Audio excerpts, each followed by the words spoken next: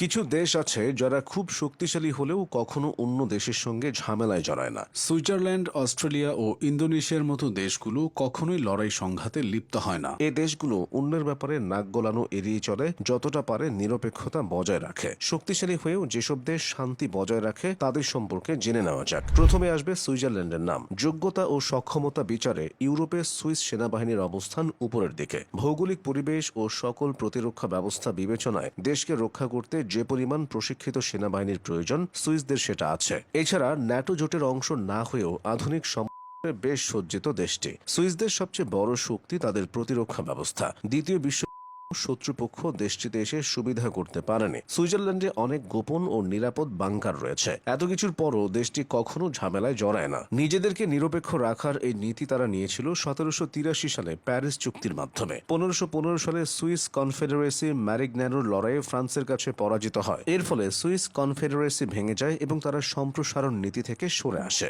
এরপর থেকে তারা নিজেদের স্বার্থেই নিরপেক্ষ থাকার সিদ্ধান্ত গ্রহণ করে। শান্তিপূর্ণ দেশের তালিকায় অস্ট্রেলিয়ার নামটাও উঠে আসে। দক্ষতা ও যোগ্যতায় অস্ট্রেলিয়ার সামরিক বাহিনী অন্য অনেক দেশের চেয়ে ঢের এগিয়ে। ক্রমবর্ধমান আন্তর্জাতিক উত্তেজনায় টিকে থাকতে অস্ট্রেলিয়া নিজেদের সামরিক শক্তি আরও বাড়িয়েছে। তবে এটা শুধুই নিজেদের নিরাপত্তার জন্য। পশ্চিমাদের সাথে ভালো সম্পর্ক থাকলেও অস্ট্রেলিয়াকে মধ্যপ্রাচ্য ইস্যুতে সরাসরি নাক গলাতে দেখা যায় না। পারলে তারা আন্তর্জাতিক বিভিন্ন সমস্যা সমাধানে এগিয়ে আসে, মধ্যস্থতায় অংশ নেয়। এশিয়াতেও এমন কিছু দেশ আছে, এই যেমন ইন্দোনেশিয়া। আশ্চর্যজনকভাবে মুসলিম দেশগুলোর মধ্যে সামরিক শক্তিতে তৃতীয় অবস্থানে রয়েছে ইন্দোনেশিয়া। বিশ্ব র্যাঙ্কিংয়ে ইন্দোনেশিয়ার অবস্থান 13তম। জনসংখ্যায় বিশ্বের বৃহত্তম এই মুসলিম দেশের মোট সেনা সংখ্যা 8 লাখ। 2018 সালে দেশটির প্রতিরক্ষা খাতে বাজেট বরাদ্দ ছিল 7.6 বিলিয়ন মার্কিন ডলার, যা অনেক দেশের কাছে স্বপ্নের মতো। ইন্দোনেশিয়া ধীরে ধীরে সামরিক সরঞ্জাম আমদানিকারক দেশ থেকে রফতানিকারক দেশে পরিণত হচ্ছে। নিজেরাই তৈরি করছে অত্যাধুনিক সাবমেরিন। তবে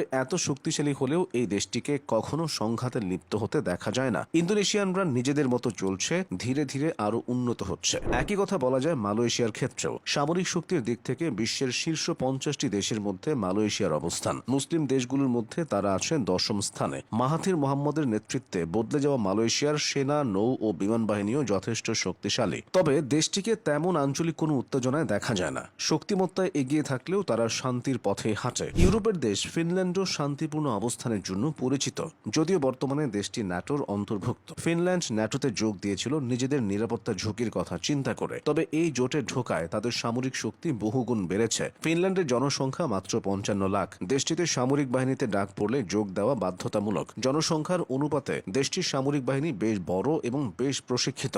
দেশটির জরুরি সেনা সংখ্যা 2,80,000-এর মতো বলে অনুমান করা হয়। তবে আন্তর্জাতিক ঝামেলাগুলোতে ফিনল্যান্ডকে খুব একটা দেখা যায় না। সুইডেনের সামরিক ক্ষমতা অবশ্য ফিনল্যান্ডের তুলনায় কম, তবে বৈশ্বিক প্রেক্ষাপটে সেটা যথেষ্ট। সবচেয়ে বড় কথা, সুইডেনও বর্তমানে ন্যাটো জোটের অংশ। তাদের সৈন্য সংখ্যা 57,000। 2018 সালে সুইডেনেও সামরিক বাহিনীতে যোগদান বাধ্যতামূলক করা হয়। এতদিন বছরে 6,000 মানুষের ডাক পড়ত সামরিক বাহিনীতে। 2025 সাল হতে এটি বাড়িয়ে 8,000 করা হয়েছে। এত কিছুর কারণ হলো নিজেদের নিরাপত্তা জোরদার করা। সুইডেনকে অযথা অন্য দেশের ঝামেলায় জড়াতে দেখা যায় না। সারা বিশ্বে যখন আধিপত্যের খেলা চলছে, তখন এই দেশগুলো শক্তিশালী হয়েও শান্তিপূর্ণ অবস্থান বজায় রেখেছে।